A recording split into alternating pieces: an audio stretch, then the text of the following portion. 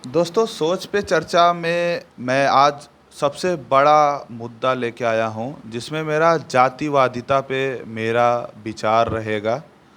ठीक है, सबके अपने-अपने विचार होते हैं, यहाँ पे मेरा विचार होगा।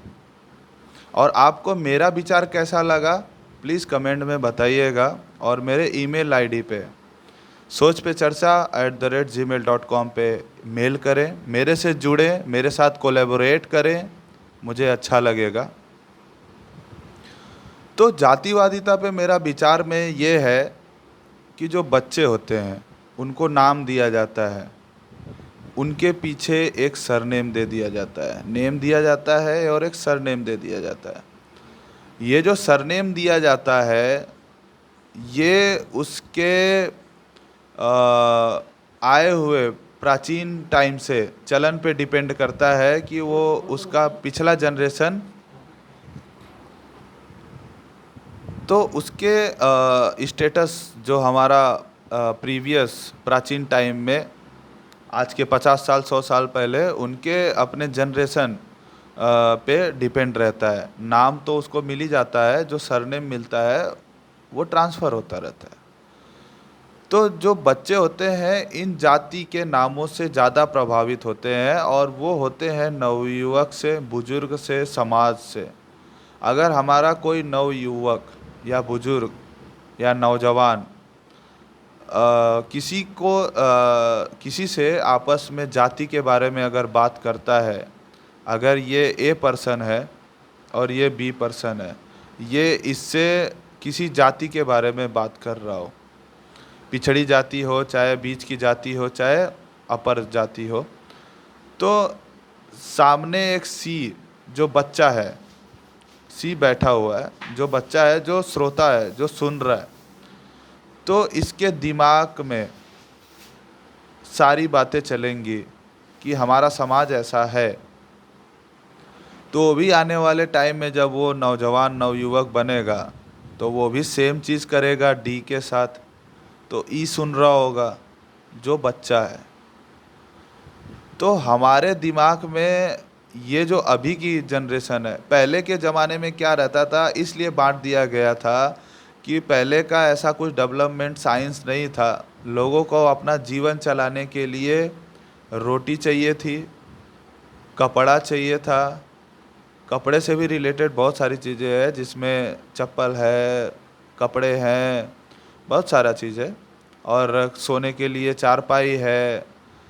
तो ये वाला सेक्टर, रोटी वाला सेक्टर और मकान वाला सेक्टर, जो मकान वाला सेक्टर है, ये 3 चीज़ की ज़रूरत थी।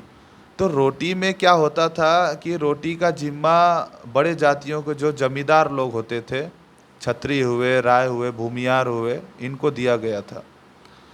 ठीक है? तो ये अनाज उगाते थे छोटी जातियों को सपोर्ट से। ये इनके यहाँ काम करते थे, अनाज उगाते थे और इनको भी मिलता था। और जो बीच की जातियाँ होती थी, वो भी ये दोनों से मिल के काम करते थे, जिसमें बहुत सारी ऐसी जातियाँ बढ़ई हुए, ये सब बीच की जातियों को भी माना जाता है। और उनका काम होता था, मोची हुआ, कुम्हार हुआ, बर्तन बनाने का। तो इससे हमारा एक साइकिल चलता था, ये साइकिल चलता था। हमारे समाज का साइकिल चलाने के लिए ये चीज़ें अपनाई जाती थी। ये बहुत आज से 100 साल पहले, 80 साल पहले, 150 साल, 200 साल पहले का ये सिस्टम था। लेकिन जब समय बदला, तो समय के बदलने के हिसाब से जो आज का समाज है, जो जिनके पास फाइनेंशियली कम था, तो वो सबको आगे बढ़ाने के लिए जो हमारा नया नियम आया कि इनको इस तरीके से आगे बढ़ाया जा सकता है, पैसे के मामले में, स्टेटस के मामले में।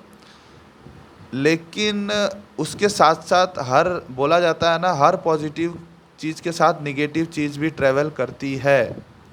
तो अभी के टाइम पे नेगेटिव चीज़ें ज़्यादा ट्रैवल कर रही हैं। जैसे कि हम तो कॉस्ट को डिफ़ाइन कर सकते हैं फाइनेंशियली कंडीशन के हिसाब से, कि हमारी जो छोटी जातियाँ हैं उनका फाइनेंस कंडीशन कम है, बीच की जातियाँ थोड़ा ज़्यादा है, और अपर कास्ट की फाइनेंस कंडीशन अच्छी है, क्योंकि वो पहले से।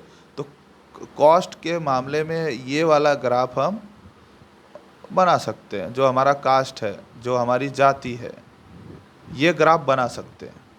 लेकिन स्टेटस के मामले में, रहन सहन, हर चीज़ के मामले में हमारा जो ह्यूमन नेचर है, जिसको हम साइंटिफिक नेम से होमो सेपियंस बोलते हैं, जो हमारा मनुष्य का साइंटिफिक नेम है उसका नाम है होमो सेपियंस।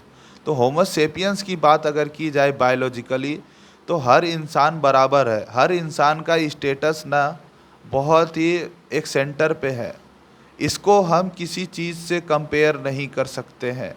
तो अभी के टाइम पे जो हमारे बच्चों के दिमाग में ये चीज़ें भरी जाती है, ना कि ये चीज़ें। अगर सपोज़ हमारा फाइनेंस कंडीशन के थ्रू बच्चों के दिमाग में कि फाइनेंस कंडीशन की चीज़ें को डाला जाए कि ये गरीब हैं, इनको आगे बढ़ाने के लिए हम ये काम कर सकते हैं, अगर ये चीज़ बोला जाएगा तो हमारा डेवलपमेंट आराम से हो जाएगा।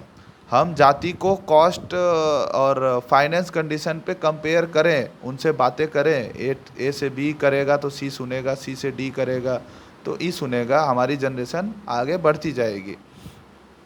ठीक है, ये चीज़ है, ए टू बी, बी टू सी, ऐसा।